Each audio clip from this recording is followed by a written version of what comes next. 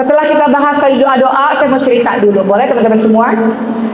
Teman saya bercerita, ini kisah nyata, beliau cerita sama saya marah kepada Allah katanya. Allah memberikan ujian yang begitu berat dalam kehidupan saya. Kenapa harus saya mengalami ini semua? Kata beliau, saya adalah seorang ibu rumah tangga yang totalitas merawat ketiga anak saya di rumah. Ibu rumah tangga gak ngapa-ngapain, cuman di rumah, kemudian ngurus anak-anak dengan baik dan mendapati suaminya berkhianat kepadanya. Jadi beliau katakan, saya marah kepada Allah, saya marah kepada keadaan, saya marah pada semuanya. Akhirnya dalam keadaan marah kepada Allah, kecewa, sedih, merasa Allah nggak adil kepadanya karena selama ini dia sudah jadi perempuan yang baik. Kenapa dia mengalami hal seperti ini?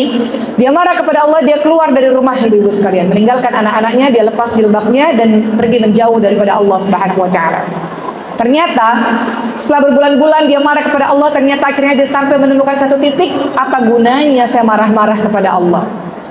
Allah itu nggak pernah ninggalin saya yang meninggalkan Allah Subhanahu wa taala. Allah itu nggak jahat kepada saya, pikiran saya aja yang bodoh sehingga tidak mengerti apa maksud dari semua kisah ini. Takdir itu tidak ada yang buruk teman-teman semua. Takdir itu adalah baik, hanya saja pikiran kita yang menganggap itu buruk. Makanya teman-teman lihat surah Al-Baqarah 216. Allah Subhanahu wa taala berfirman, "A'udzu billahi minasyaitonir rajim. Wa asa an takrahu syai'an wa huwa khairul lakum wa asa an tuhibbu syai'an wa huwa syarrul lakum wallahu ya'lamu wa antum la ta'lamun." Boleh jadi apa yang kamu tidak suka itulah yang paling baik untuk kamu. Sesuatu keadaan yang kamu nggak suka, yang buat kamu sedih, yang buat kamu marah, kenapa harus terjadi pada saya? Itulah yang paling baik buat kamu.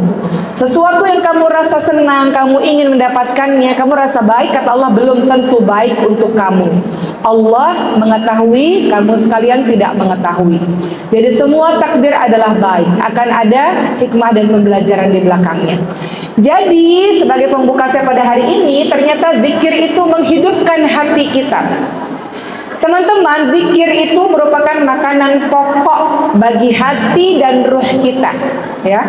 Kalau jiwa seseorang, diri seseorang kehilangan zikir dalam hidupnya, maka dia cuman sebagai seonggok daging, seonggok jasad yang jiwanya telah kehilangan makanan pokok. Artinya apa? Nggak bisa hidup ini tanpa mengingat Allah, nggak bisa hidup ini tanpa zikir kembali kepada Allah Subhanahu wa taala.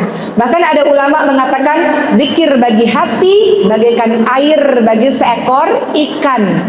Maka bagaimana keadaan seekor ikan jika ia berpisah dengan air? Jadi nggak mungkin seorang mukmin, seorang hamba Allah bisa menjalankan kehidupan ini tanpa dia kembali kepada Allah, tanpa dia ingat Allah. Kalau mau hati tenang, nggak ada cara lain, teman-teman semua. Kita healing kemana-mana, punya duit, mau keluar negeri kek, mau beli barang-barang bagus kek, bahkan kita punya rumah mewah, semewah apapun, apakah itu menjamin hati kita jadi tenang? Apakah hati tenang itu rumahnya harus bagus, mobilnya harus bagus, suaminya mesti kaya raya tampan, itu buat hati tenang nggak? Tenang kalau baik-baik aja. Tapi kalau malah sebaliknya, harta kekayaan justru membuat keributan dalam anggota keluarga, justru jadi rebutan harta waris, justru jadi fitnah, kan jadi nggak tenang, betul? Jabatan yang tinggi, apakah itu membuat kita tenang? Wallahu alam.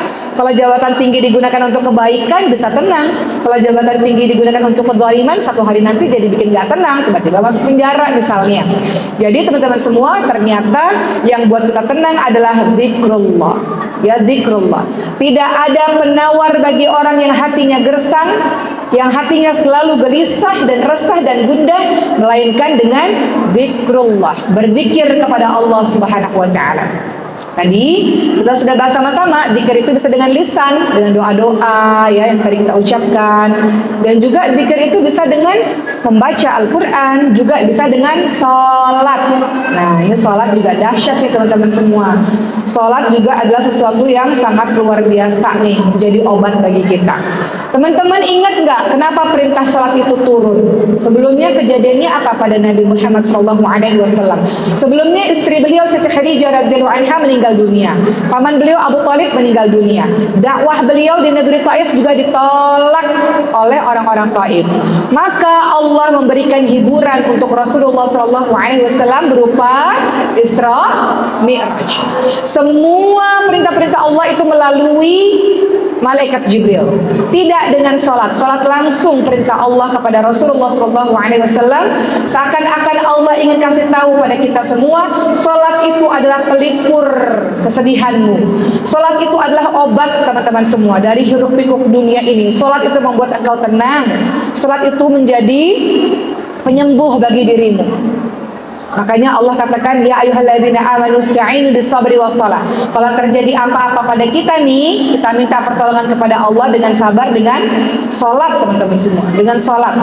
Ya, ada seorang ulama mengatakan begini, kelezatan yang dirasakan oleh hati setiap orang bergantung pada sejauh mana keinginannya dalam mendekatkan diri kepada Allah Subhanahu wa taala dan keinginannya dalam meraih kemuliaan dirinya. Semakin engkau ingin tenang, maka semakin engkau dekatkanlah dirimu kepada Allah Subhanahu wa taala. Orang yang paling mulia jiwanya, yang paling tinggi derajatnya dalam merasakan kelezatan dalam hatinya adalah orang yang paling mengenal Allah Subhanahu wa taala. Orang yang paling mencintai Allah Subhanahu wa taala. Orang yang paling rindu dengan perjumpaan kepada Allah Subhanahu wa taala dan yang paling kuat mendekatkan dirinya kepada Allah Subhanahu wa taala dengan segala hal yang dicintai dan diridhai oleh Allah Subhanahu wa taala. Jadi kalau teman lagi sedih, teman-teman lagi gundah gulana, gak usah sibuk-sibuk, susah-susah. Ambil wudhu, ambil sejadah, nangis, sujud lama-lama di hadapan Allah Subhanahu wa taala. Malam ini bangun di sepertiga malam terakhir, bangun, nangis di hadapan Allah Subhanahu wa taala. Berikan keluh kesahmu, lirih dengan suara lirihmu, menangis, mengadu kepada Tuhan yang punya segalanya. Mudah bagi Allah Subhanahu wa taala mengubah keadaanmu teman-teman semua, tidak susah. Ibu saya yang 1 tahun yang lalu sakit masuk rumah sakit gara-gara serangan jantung pada saat ibadah haji di kota Mekah, 11 hari ICU koma teman-teman semua. Dokter mengatakan tidak mungkin sembuh, nggak bisa bertahan, jadi harus keluarga siap-siap datang ke Mekah untuk segala sesuatu yang kemungkinan paling buruk. Dan kalaupun bertahan ya 0,00 sekian persen, tapi itu juga pakai alat seumur hidupnya. Gak ada yang gak mungkin bagi Allah Subhanahu wa taala. Kita bisa doa. Doa itu kekuatan senjata bagi orang mukmin. Doa itu bisa merubah takdir teman-teman semua. Maka doa, alhamdulillah sekarang ibu saya dalam keadaan sehat. Kemarin baru aja milad yang ke-60 tahun. Semua orang kaget, dokter bilang ini sesuatu yang menakjubkan. Cepat-cepat sujud syukur. Jadi saya sujud syukur di ICU ketika itu. Yang harusnya ibu saya pindah ke rumah sakit lain untuk dibolongi lehernya, untuk tracheostomi, dibolongi leher karena nggak bisa terlalu lama pakai ventilator. Tiba-tiba dokter aja kaget, kenapa ya ibu ini tiba-tiba kok progres, jadinya lepas ventilatornya, boleh pulang ke Indonesia pada saat itu. Jadi ini cuma satu kisah dari sekian banyak kisah. Gak ada yang gak mungkin teman-teman sekalian. Teman-teman pernah tahu gak kisahnya Nabi Musa alaihissalam dengan seorang wanita yang mandul? Wanita mandul ini mengatakan pada Nabi Musa, Nabi Musa, engkau kan bisa bicara sama Allah, bisa berkomunikasi dengan Allah, tolong doakan aku, sudah belasan tahun menikah belum punya anak. Maka Nabi Musa berdoa sama Allah, ya Allah kasihanlah ibu ini, ingin punya anak, berikan anak. Kata Allah, ibu ini ditakdirkan mandul, gak punya anak. Maka Nabi Musa bilang pada ibu itu, bu, kebahagiaan gak cuma dari anak aja, kebahagiaan bisa dari yang lain-lain. Intinya Nabi Musa ingin memberitahu bahwa ibu itu gak bisa punya anak. Beberapa tahun setelah itu sang ibu datang ke hadapan Nabi Musa bawa seorang bayi. Kata Nabi Musa, bayi ini bayi siapa? Ibu tahu nggak bayi siapa itu? Itu bayi dari ibu itu sendiri. Saya yang melahirkan bayi ini. Nabi Musa datang lagi pada Allah, ya Allah, kata engkau ibu ini mandul, kok bisa punya anak? Kata Allah, ibu ini berdoa siang malam tiada putus asa, terus menerus yakin bahwa doanya dikabulkan dengan tawakal Allah, husnudzon kepada Allah SWT. Allah kemudian memberikan orang tersebut anak. Gak ada yang gak mungkin bagi Allah Subhanahu wa taala. Nabi Zakaria alaihissalam di usia tuanya, senjaknya, teman-teman lihat dalam surah Al-Anbiya 89. Rabbi la tadharni fardan wa anta khairul warithin. Ya Allah, janganlah engkau biarkan aku hidup seorang diri. Engkau ahli waris yang terbaik. Ini doa kalau belum punya anak dan doa kalau belum dapat jodoh. Al-Anbiya 89. Beliau berdoa dengan luar biasa puluhan tahun teman-teman semua. Sampai dalam surah Maryam ayat 4 dikatakan, ya Allah, tulangku sudah menua, ya, kemudian rambutku telah memutih, tapi aku belum pernah bosan berdoa kepadamu. Beliau doa puluhan tahun sampai akhirnya di surah Al-Anbiya 90 Allah takdirkan beliau punya anak. Padahal istrinya mandul, beliau sudah tua renta. Gak ada yang gak mungkin bagi Allah Subhanahu wa taala. Doa-doamu teman-teman semua itu membuat dirimu tenang dan tenang saja. Doa-doamu itu dikabulkan oleh Allah Subhanahu wa taala.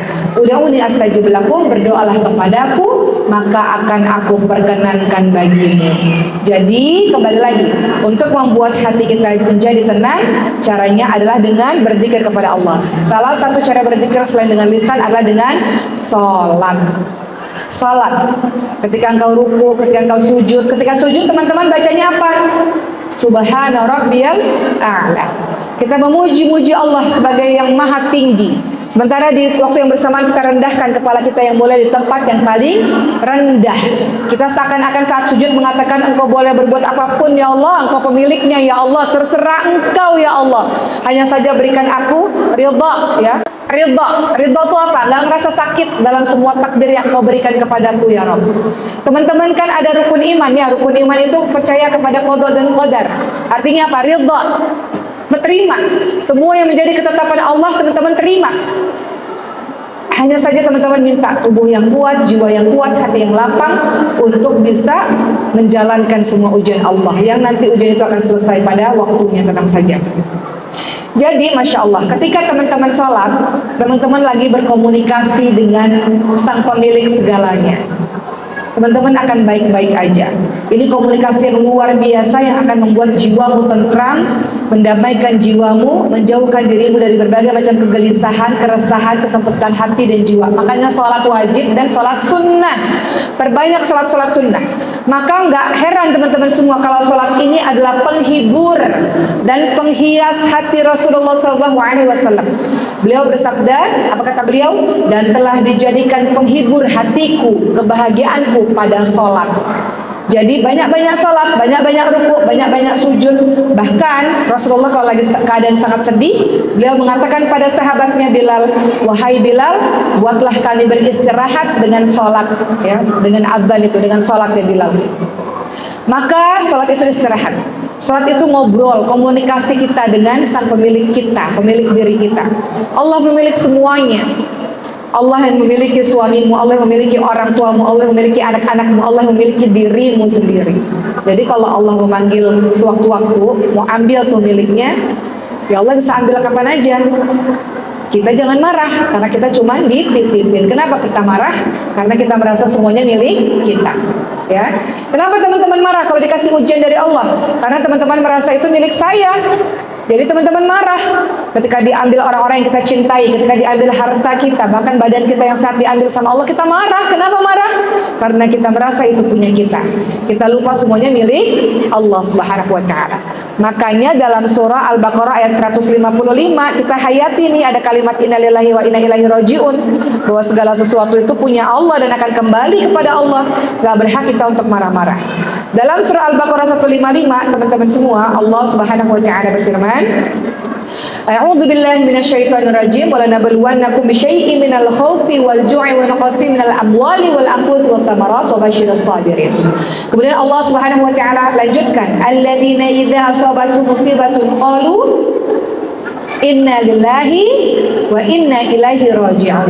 Kata Allah Subhanahu wa taala, Allah pasti akan mengujimu dengan sedikit ketakutan, dengan kelaparan, kekurangan harta dan buah-buahan, dan sampaikanlah kabar gembira untuk orang-orang yang sabar, yaitu orang-orang yang ketika ditimpa musibah mereka mengatakan inna lillahi wa inna ilaihi raji'un. Apa artinya? Sesungguhnya kami milik Allah dan kembali kepada Allah. Jadi kalau mau hati tenang tadi apa? Dengan zikir. Dengan berzikir kepada Allah Subhanahu wa taala, dan juga dengan salah satunya dengan sholat. Sholat itu menghangatkan jiwa kita, membuat kita baik-baik saja. Jadi ambil sejadahnya, banyak-banyak sholat, bangun di sepertiga malam terakhir, sholat tahajud, sholat taubat, sholat hajat, sholat witir, tutup dengan sholat witir. Banyak sholat teman-teman semua. Bangun.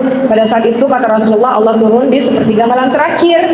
Siapapun yang doa Allah kabulkan, yang minta Allah berikan, kemudian yang minta ampun Allah akan ampuni. Jadi kalau mau hatinya tenang, jadikan sholat malam sebagai ibadah setiap hari.